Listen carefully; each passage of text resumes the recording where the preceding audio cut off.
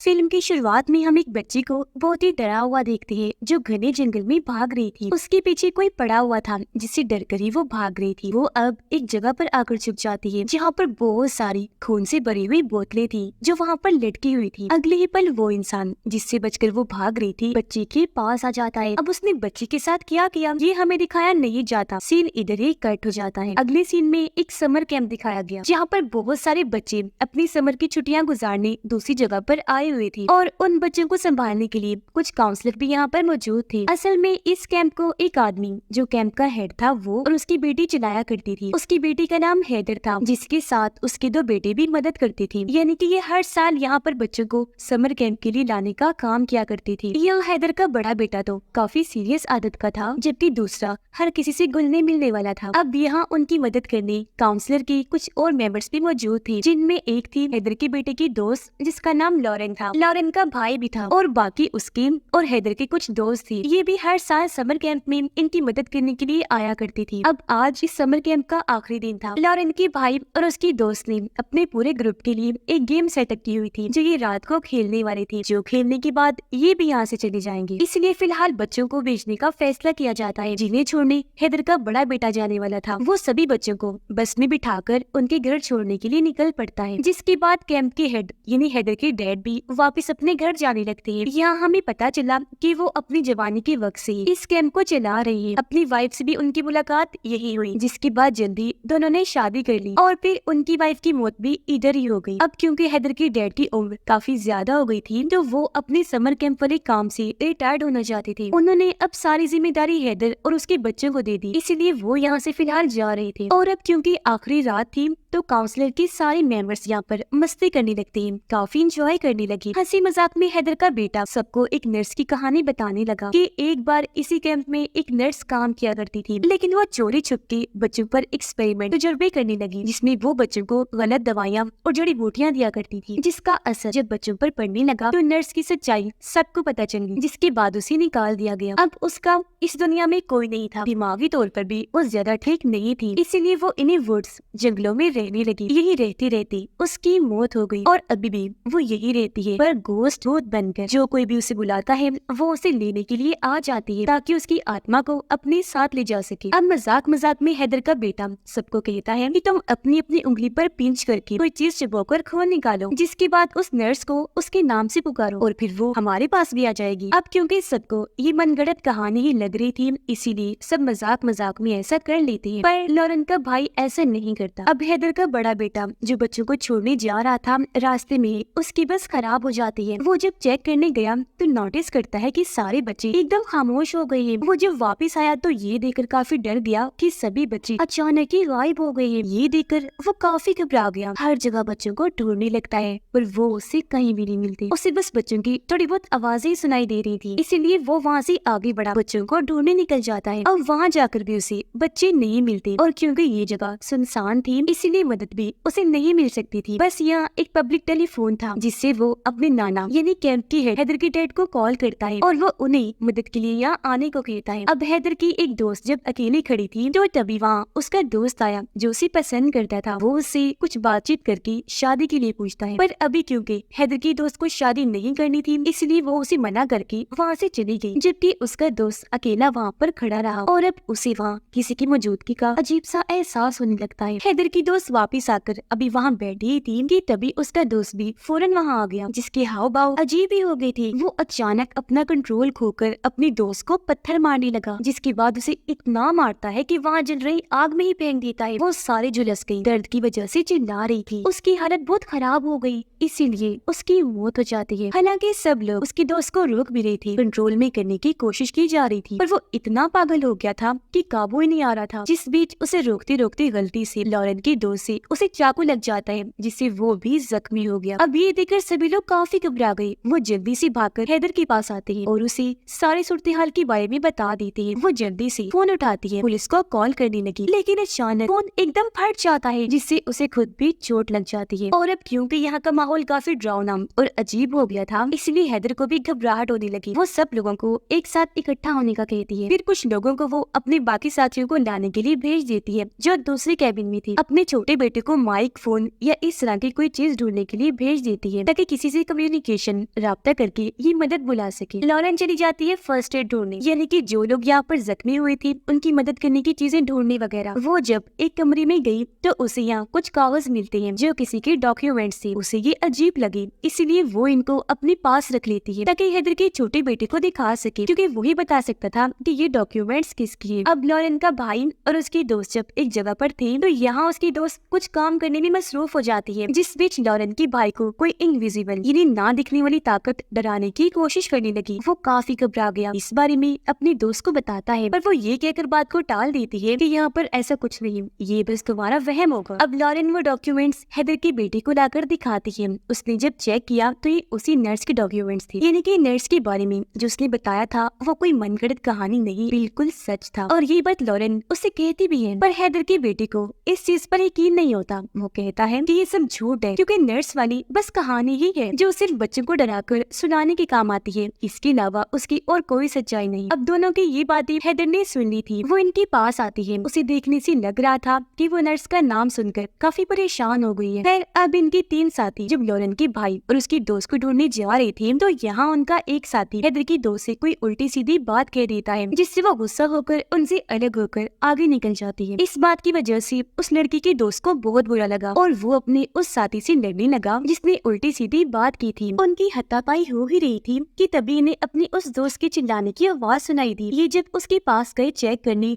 तो वहाँ के हालात बहुत बुरे थे, क्योंकि वहाँ खून से भरी हुई बहुत सारी बोतलें लटकी हुई थी और उनकी दोस्त खून में लथपथ बहुत जख्मी हालत में वहाँ पर पड़ी हुई थी। उसकी जुबान कटी हुई थी और उसकी ये हालत देखकर दोनों दोस्तों की हालत खराब हो जाती है। अब हैदर से वो लोग उसकी परेशानी की वजह पूछने लगे, इसलिए अब वो अपने बेटे और लॉरेन को अपनी कहानी बताने लगी कि बचपन में मैं भी अपने दोस्तों के साथ इस समर कैंप में आया करती थी, जहाँ एक बार मेरा भी सामना उस नर्स से हो गया। उसने मुझे और मेरे दोस्तों को पकड़ के कैद कर लिया। उसने हमारे ऊपर भी एक्सपेरिमेंट करने की कोशिश की और काफी डराया, पर हमारी किस्मत अच्छी थी, उसके चुंगल से हम निकल गए। पर उस चीज का गहरा सदमा आज भी मेरे अंदर है। यही वजह है कि मैं उस नर्स का नाम सुनकर घबरा गई थी, क्योंकि वो कोई मनगढ़ंत कहानी का हिस्सा नहीं, बिल्कुल सच है। खैर अब यहाँ एक शेरिफ पुलिस ऑफिसर आई जो भी हैदर की बचपन की दोस्त थी और वो भी उसके साथ समर कैंप में आया करती थी, इसलिए वो लोग अब उससे मदद मांगने लगते हैं। पर इससे पहले मदद के लिए वो किसी को कॉल करता, उसकी गाड़ी, फोन, यहाँ तक कि सभी मैसेज करने वाले डिवाइसेस भी बंद हो जाती हैं। अब यहाँ उनकी वही दोनों साथी भागे हुए आते हैं जो डर की वजह से चिल्ला भी रही थी। जो उन्होंने देखा उसके बारे में बताने लगे कि हमारी दोस्त पर हमला करके किसी ने उसकी जुबान काट दी है और वो जगह बिल्कुल ऐसी थी जैसे वहाँ पर रिचुअल, जादू वगैरह किए जाते हैं। जो सुनकर लॉरेन कहती है कि ये उस नर्स का ही काम है। और अब नर्स का नाम सुनकर शेरिफ भी काफी परेशान हो जाता है, क्योंकि बचपन में नर्स ने उसे भी बहुत डराया था, जिस मुसीबत से बहुत मुश्किल से शेरिफ ने अपनी जान बचाई। इसीलिए अब तो वो उनकी मदद करने से ही मना कर देता है। तब यहाँ एक पिज्जा डिलीवर करने वाला लड़का गाड़ी लेकर आता है और क्योंकि शेरिफ तो बहुत डरा हुआ था इसीलिए वो उसकी गाड़ी लेकर यहाँ से भाग जाता है। अब लॉरेन का भाई और उसकी दोस्त जब वुड्स में घूम रही थी तो तभी वो यहाँ सभी बच्चों को भागता हुआ देखती है, जो एक जगह पर आकर जमीन खोदने लगती है। जैसे वहाँ का गड्ढा खुला उसके अंदर से नर्स की आत्मा बाहर आती है, जो वो होती डरावनी लग रही थी। पर यहाँ हैरत, वो लॉरेन के भाई को नजर नहीं आ रही थी, बल्कि नर्स को तो सिर्फ उसकी दोस्त ही देख पा रही। और अब वो सारे बच्चों को जो उसके कंट्रोल में थे दोनों पर हमला करने के लिए भेज देती है। बच्चे आकर लॉरेन के भाई की दोस्त को पकड़ लेते हैं, उसे इतना मारते हैं कि उसकी जान ही ले लेते हैं। ये देखकर लॉरेन का भाई काफी डर गया, जल्दी से भागकर बाकियों के पास आ जाता है, जिसके पीछे पीछे बच्चे भी यहाँ आ गए और अब वो बाकियों पर भी हमला कर देती है, जिनसे बचने के लिए वो सब एक दूसरे कैबिन में आकर छुप जाते हैं। अब यहाँ पर सभी जो काफी घबराए हुए थे आपस में ये बहस करने लगते हैं। हैदर सबको बताती है कि नर्स को जिंदगियां चाहिए, क्योंकि उसे इमॉर्टल अमर होना है, यानी वो फिर कभी भी नहीं मर सकेगी। इसीलिए अब वो हमें मार कर हमारी आत्माओं को लेकर ही रहेगी और वो तब तक नहीं रुकेगी जब तक वो लोग नहीं मर जाते जिन्होंने उसे हेल यानी जहन्नुम में भेजा था। और ये शायद वो लोग भी हो सकते हैं जिन्होंने उसे बुलाया होगा, यानी कि इन लोगों ने शुरुआत में पिंच करके खून करने वाला जो रिचुअल किया था नर्स को बुलाने के लिए वो काम कर गया। इनकी पुकार सुनकर वो आ ही गई। अब तभी लॉरेन का दोस्त एक प्लान बनाता है कि मैं इन सब बच्चों को जो फिलहाल नर्स के कंट्रोल में है इन्हें अपने पीछे लगाकर एक कैबिन में ले जाऊंगा और जब सारे बच्चे कैबिन के अंदर चले जाएंगे तो मैं दरवाजे को बंद करके लॉक कर दूंगा, जिससे सारे बच्चे अंदर ही कैद हो जाएंगे। पूरी रात बच्चों को हम वही बंद रखेंगे, फिर अगली सुबह जैसी होगी बच्चे बिल्कुल सही अपने नॉर्मल हालत में वापिस आ जाएंगे, यानी कि नर्स के कंट्रोल से बाहर, क्योंकि रात गुजरने के बाद नर्स ने होंगे जो उन्हें हिप्नोटाइज किया हुआ है या कहेंगे पोजेस्ड अपने कंट्रोल में वो चीज बच्चों की नर्स से टूट जाएगी। वो ऐसा ही करता है। केबिन से बाहर आकर भागने लगा, जहाँ उसका पीछे बच्चे भी करना शुरू कर देते हैं। लेकिन जैसे बच्चे दूसरी केबिन में गए, बाहर जाने से पहले ही वो लॉरेन की दोस्त को पकड़ लेते हैं। अब ये देखकर लॉरेन की दूसरी दोस्त को लगा कि वो भी अब बच्चों की तरह नर्स की पोजेशन में आ गया होगा, इसलिए वो उसे बाहर निकालने की बजाय बच्चों के बीच ही छोड़कर दरवाजा बंद कर देता है। ये देखकर लॉरेन उस पर गुस्सा करने लगी कि क्या कर रहे हो, बाहर निकालो उसे। पर वो दोस्त को बाहर निकालने से साफ साफ मना कर देता है, जिससे सभी बच्चे एक साथ लॉरेन की दोस्त पर हमला कर देते हैं। उसे बुरी तरह मार कर उसका खात्मा कर दिया जाता है। अब जब ये सारे कैबिन में एक साथ थे तो यहाँ बाहर से हैदर का बेटा आने लगा, लेकिन तभी एक बच्चा उस पर हमला कर देता है जो किसी तरह बाहर ही रह गया था। इतनी ही देर में यहाँ गन लेकर हैदर के डैड आ गए, जिसे हैदर के दूसरे बेटे ने ही मदद के लिए बुलाया था और वो भी साथ ही आया था। और वो अब बच्चों की चारों तरफ गन से शूट करने लगते हैं, जो देखकर नर्स की आत्मा यहाँ पर आई और बच्चे को अपने साथ ले जाती है। वो फिर हैदर के छोटे बेटे पर बहुत गुस्सा करने लगती है कि सब तुम्हारी वजह से हो रहा है। अगर नर्स वापस आई तो इसकी जिम्मेदार तुम हो। तुमने पिंच वाली वो चीज क्यों की थी? जिस पर हैदर का बेटा कहता है कि माफ कर दी, मैंने जानबूझ के नहीं किया, गलती हो गई। मुझे लगा था कि नर्स के बारे में सब कहानियां हैं। इस बात का अंदाजा मुझे जरा भी नहीं था कि वो हकीकत में है। तो अब यहाँ हैदर के डैड यानी के कैंप के हेड सबको उस नर्स की कहानी सुनाने लगते हैं। ये सालों पहले जब मैंने ये कैंप शुरू किया था तब मैं अपनी वाइफ के साथ यहीं पर रहा करता था। फिर एक दिन एक नर्स कैंप में जॉब के लिए मेरे पास आई, जो और कोई नहीं बल्कि वही नर्स थी। उसे मैंने जॉब पर तो रख लिया, पर धीरे धीरे मेरी वाइफ की तबीयत खराब होने लगी, जिसकी देखभाल वही नर्स कर रही थी। लेकिन उसकी हालत में कोई सुधार नहीं आया, उल्टा वो मरने के मोड़ पर आ गई। जिस बीच दूसरी तरफ नर्स ने मुझे अपने प्यार की जाल में फंसाया और हम दोनों एक दूसरे की काफी करीब हो गई। और फिर कुछ ही दिनों के बाद मेरी वाइफ की मौत हो गई, जिस वजह से मैं बहुत दुखी हो गया। जहाँ बाद में पता चला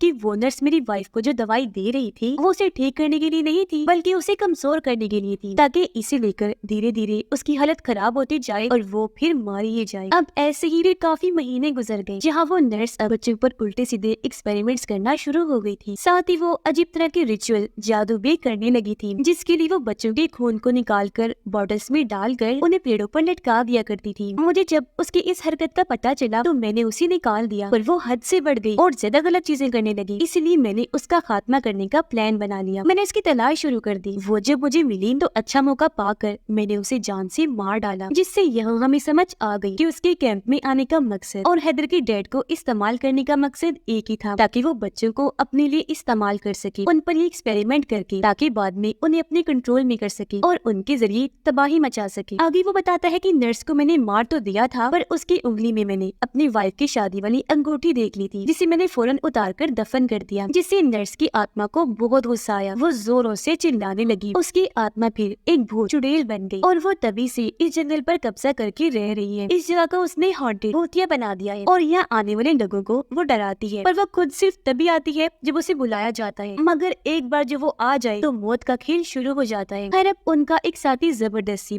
लॉरेन के भाई को एक जगह पर लेकर गया। वो उसे पेड़ से बांधकर हाथ पर कट लगाकर जबरदस्ती उसके मुंह से नर्स का नाम बुलवाता है, ताकि नर्स जब यहाँ आए तो वो लॉरेन के भाई की आत्मा को अपने साथ ले जाए, यानी उसकी कुर्बानी हो जाए और उनका ये साथी बच जाए। यानी कि वो यहाँ अपनी जान बचाने के लिए लॉरेन के भाई की बलि दे रहा था। ऐसा करने के बाद वो वहाँ से भागा और जल्दी से गाड़ी की तरफ जाने लगता है। लेकिन तभी यहाँ एक पोजेस्ड बच्चा आकर पेट्रोल उस पर डालकर आग लगा देता है। ये देखकर सभी लोग वहाँ पर आए, लेकिन वो काफी जल गया था पर जिंदा था। यह लॉरेन उसे अपने भाई के बारे में पूछती है कि वो कहाँ पर है, लेकिन यहाँ वो सच नहीं बताता कि मैं उसे पेड़ से बांध कर आया हूँ, बल्कि वो लॉरेन से अजीब तरह की हरकतें करने लगा, जिससे उसे इतना गुस्सा आया कि वो उसे पीटने लगती है, इतना मारती है कि उसकी जान ही ले लेती है। सारे लोग नर्स से छुटकारा हासिल करने के बारे में सोच रहे होते हैं। अब कि मुझे नर्स कहीं भी नहीं दिखी। लॉरेन ने जब इसकी वजह पूछी तो वो बताता है कि मुझे उसके ना दिखने की वजह ये हो सकती है कि मैंने शुरुआत वाले रिचुअल में हिस्सा नहीं लिया, यानी पिंच करके मैंने अपना खून नहीं निकाला था। मेरे साथ साथ हैदर, उसके डैड और उसके बेटे ने भी नर्स को नहीं बुलाया, इस रिचुअल में हिस्सा नहीं लिया, तो वो उनको भी दिखाई नहीं दे रही थी। खैर अब वो लोग एक साथ रहकर उसे लड़ने का फैसला करते हैं और बाकी लोग जो रिचुअल का हिस्सा नहीं थे वो भी पिंच करके रिचुअल कर लेते हैं और इस चीज का हिस्सा बन जाते हैं। और वो लोग दिमाग लगाते हैं, सोचने लगे कि अभी अगर नर्स हम पर जिस्मानी हमले कर रही है तो इसका मतलब है कि अभी वो इंसानी रूप में है और यही सही वक्त और मौका है उसे खत्म करने। अब हैदर और उसके डैड अलग जाते हैं, जबकि बाकी लोग अलग जाते हैं नर्स को ढूंढने के लिए। अब उन तीनों को लॉरेन के भाई के चिन्ह चिल्लाने की आवाज सुनाई देती है। आवाज का पीछे करते हुए हैदर का बेटा जैसे जगह पर आया, पता चला कि वो लॉरेन का भाई है ही नहीं, बल्कि वो तो नर्स थी जिसने लॉरेन के भाई का बस रोप लिया हुआ था और वो हैदर की बेटी का गला काट कर वहाँ से भाग जाती है, यानी कि वो दूसरे लोगों का रूप भी नहीं सकती है। उसका कटा हुआ गला देखकर हैदर का दूसरा बेटा और लॉरेन आकर उसे संभालती है, पर उसका बहुत खून बह चुका था, इसलिए उनके हाथों में ही वो दम तोड़ देता है, जो देखकर दोनों को ही बहुत दुख लगता है। उधर नर्स आकर हैदर को पकड़ लेती है, जिसे अब हैदर की डैड आकर रोकते हैं, उस पर गन तान के खड़े हो जाते हैं। असल में ये उन्होंने नर्स को पकड़ने का जाल बिछाया था, क्योंकि तभी लॉरेन आकर तीर से उस पर हमला कर देती है, पर इससे उसका ज्यादा कुछ नहीं होता, मगर अब वो गन से हैदर के डैड को ही शूट कर देती है और जल्दी से वहाँ से भाग जाती है। पर अब हैदर, उसका बेटा और लॉरेन किसी तरह उसे ढूंढ निकाल कर उस पर अपना काबू पाते हैं और उसे सब कुछ ठीक करने के लिए कहते हैं, लेकिन वो तीनों पर अपना ही काबू पाकर उनका गला घोंटने लगती है और अपनी विच चुड़ैल वाली हंसी हंसने लगती है। पर वो लोग जैसे तैसे या अपनी जान बचाकर उस पर भारी हमला कर देते हैं। उसे बहुत मारने के बाद उसकी जान ही ले लेते हैं, वो दोबारा जिंदा ना हो जाए, इसलिए अब उसके टुकड़े टुकड़े कर दिए जाते हैं, फिर पानी में फेंक दिया जाता है ताकि वो कभी भी वापस ना आए। जिसके बाद ऐसे ही सुबह हो गई। यहाँ पर एक पुलिस की गाड़ी आई जिसके अंदर एक ऑफिसर था। उसे दरअसल लॉरेन का भाई लेकर आया था जो किसी तरह बच गया था। वो वैसे तो इनकी जान बचाने आया था, लेकिन यह भयानक मंजर देखकर उसकी भी रूह कांप उठती है। और इसी के साथ इस फिल्म की कहानी यहीं पर खत्म हो जाती है।